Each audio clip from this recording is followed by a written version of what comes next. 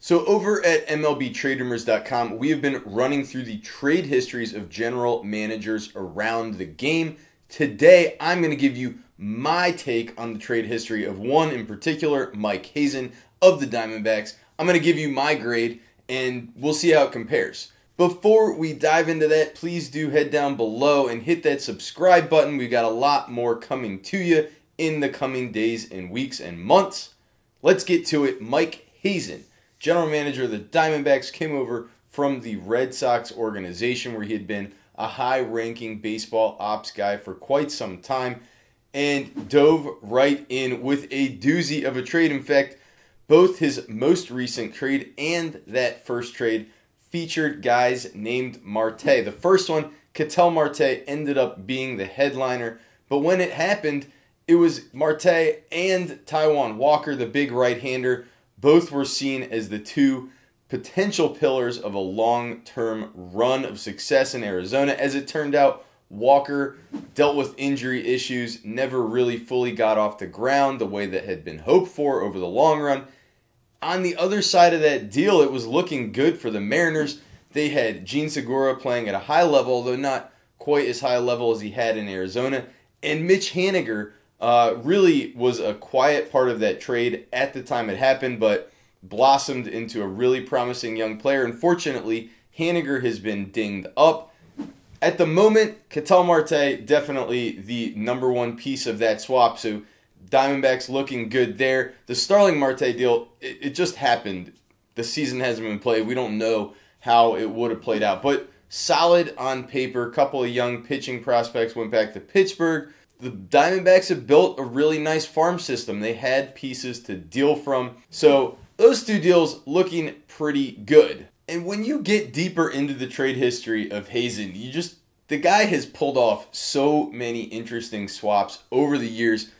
I think probably the most interesting one of all, and a real winner so far, last summer's deal that sent Zack Greinke to the Astros. You're talking about the back end of a huge free agent contract for a mid-30s pitcher, and he was able to cash that in, save most of the money that had been owed to Greinke, and get four really interesting prospects back. He had Corbin Martin, J.B. Bukowskis, Seth Beer, the slugger, and Josh Rojas, a kind of MLB-ready infielder type.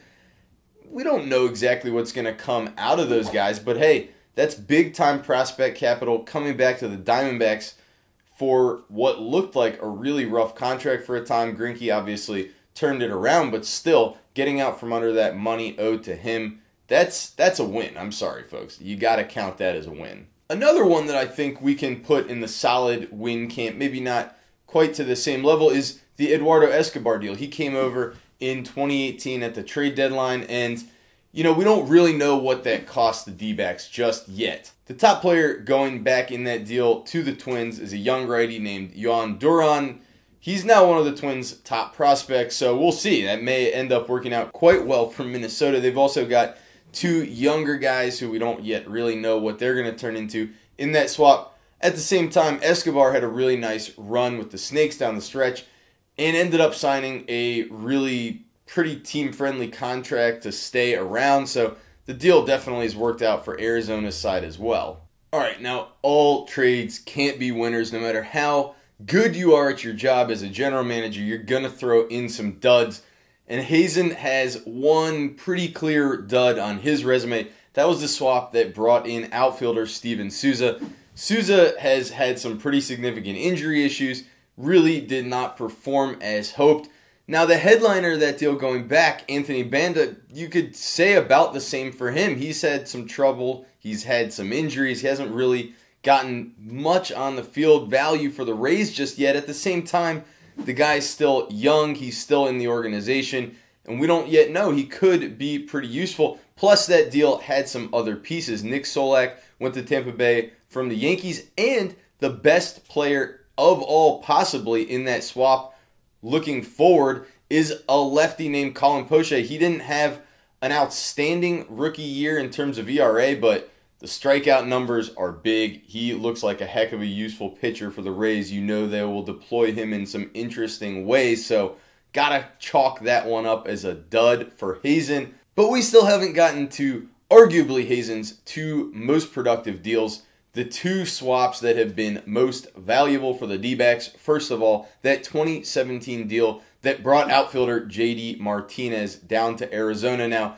Martinez is long gone. He was only a rental. But look, if you can get a guy as impactful as Martinez was down the stretch that year and do it without losing your shirt, you're doing pretty well. The Tigers are still hanging on to the guys that they got back in that swap, but so far, Dawel Lugo and Sergio Alcantara, not really big name prospects.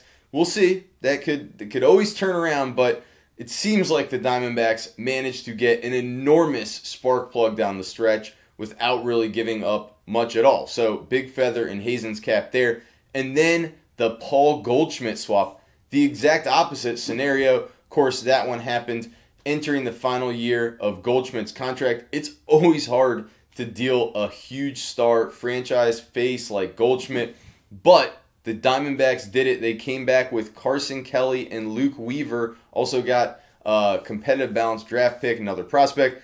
But look, Kelly and Weaver both had really, really strong debut seasons. Being able to get back two young major league players that early in their careers before they're even in arbitration, it's a win if those guys perform, and so far they have.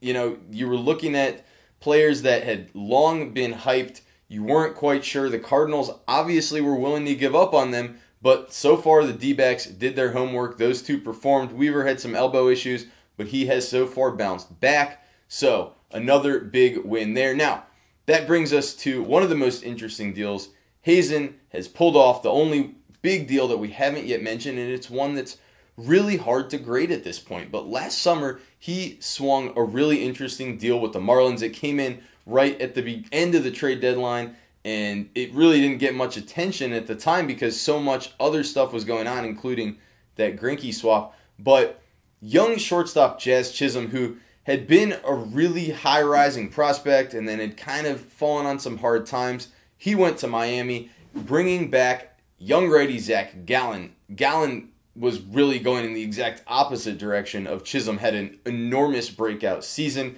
had some even early success in the big leagues, and hey, the guy has been great since coming to Arizona, so no worries there, looking fantastic on that side. But on the other hand, Chisholm has also regained some of his prospect standing.